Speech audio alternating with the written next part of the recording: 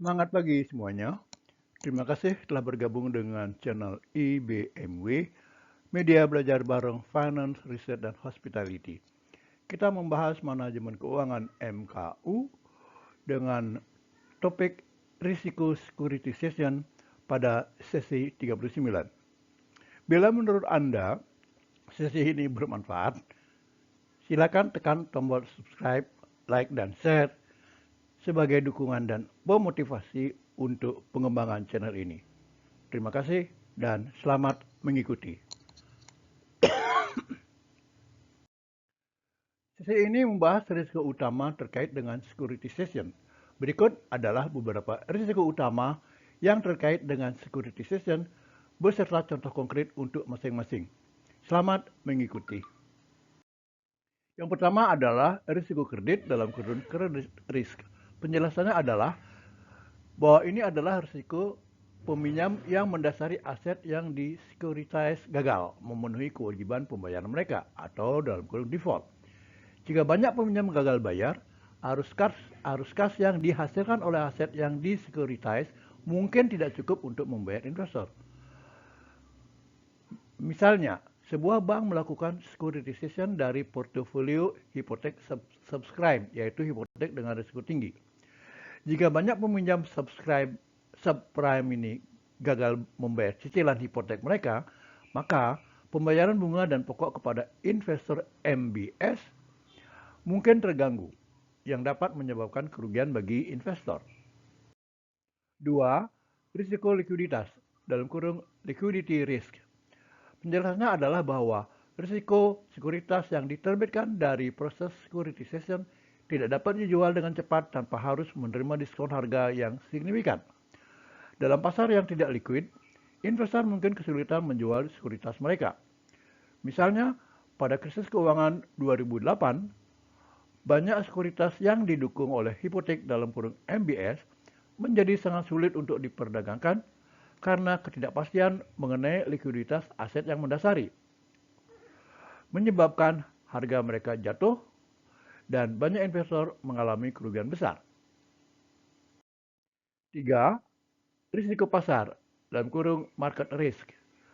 Risiko ini terkait dengan perubahan kondisi pasar, seperti suku bunga, nilai tukar, atau harga aset yang dapat mempengaruhi nilai sekuritas yang di-securitize. Misalnya, jika suku bunga naik, harga MBS yang berbunga tetap mungkin turun karena arus kas masa depan menjadi kurang menarik dibandingkan dengan investasi baru yang menawarkan suku bunga lebih tinggi. Investor yang ingin melunasi MBS tersebut mungkin harus melakukannya dengan harga yang lebih rendah. 4. Risiko operasional atau operational risk. Risiko ini terkait kegagalan proses, sistem, atau manajemen dalam mengelola aset yang di-securitize. Hal ini bisa mencakup kesalahan dalam penagihan, pengelolaan aset, atau kesalahan dalam struktur sekuritas.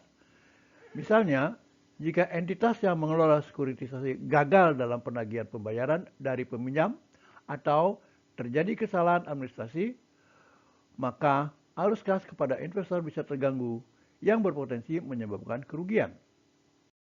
5. Risiko hukum dan regulasi, dalam kurung legal and regulatory risk. Risiko bahwa perubahan hukum atau regulasi dapat mempengaruhi arus kas atau keberlanjutan dari sekuritisasi. Hal ini juga mencakup risiko terkait dengan legalitas struktur sekuritisasi atau kepatuhan terhadap regulasi. Misalnya, perubahan dalam peraturan pajak atau undang-undang kepilotan dapat mempengaruhi cara SVP dikenai pajak atau diperlakukan dalam hal kebangkrutan, yang bisa mengurangi pengembalian bagi investor. Misalnya, jika undang-undang baru membuat sekuritisasi tertentu kurang menarik secara fiskal, nilai sekuritas tersebut bisa jatuh. 6. Risiko model, dalam kurung model risk. Risiko bahwa model keuangan yang digunakan untuk menilai atau memprediksi arus kas dari sekuritisasi ternyata salah atau tidak akurat, yang bisa menyebabkan investor meremehkan atau melebih-lebihkan risiko. Contohnya, selama krisis keuangan 2008, banyak model yang digunakan untuk menilai risiko MBS ternyata terlalu optimis dan tidak memperhitungkan potensi penurunan harga rumah yang tajam, sehingga investor gagal mengantisipasi kerugian besar yang kemudian terjadi. 7. Risiko konsentrasi dalam kurung concentration risk. Dengan penjelasannya adalah risiko ini muncul jika sekuritisasi sangat tergantung pada sejumlah kredit aset, sangat tergantung pada sejumlah kecil aset atau jenis aset tertentu. Jika ada masalah dengan aset-aset tersebut, risiko bagi investor menjadi lebih besar. Misalnya, jika sebuah MBS hanya didukung oleh hipotek di wilayah tertentu, dan kemudian terjadi penurunan ekonomi atau bencana alam di wilayah tersebut, maka nilai dan arus kas dari MBS tersebut bisa sangat terpengaruh. 8. Risiko agensi dalam kurung agensi risk. Risiko bahwa pihak yang mengelola atau mengatur sekuritisasi, misalnya SVP atau manajer aset, tidak bertindak dalam kepentingan terbaik investor, mungkin karena konflik kepentingan atau kurangnya insentif yang tepat. Contohnya, manajer dari sebuah portofolio yang telah di-securitize mungkin mengambil keputusan yang lebih menguntungkan mereka daripada investor. Misalnya, mereka mungkin memilih untuk tidak melunasi pinjaman lebih awal karena akan mengurangi arus kas yang dikelola. Meskipun melunasi lebih awal mungkin lebih baik untuk investor. Simpulan dari sesi ini adalah bahwa meskipun securitization dapat menjadi alat yang efektif untuk memperoleh pendanaan dan mengelola risiko, berbagai risiko inherent dapat dipertimbangkan oleh investor. Risiko-risiko ini mencakup potensi default dari aset dasar, kurangnya likuiditas, volatilitas pasar, serta tantangan operasional dan hukum.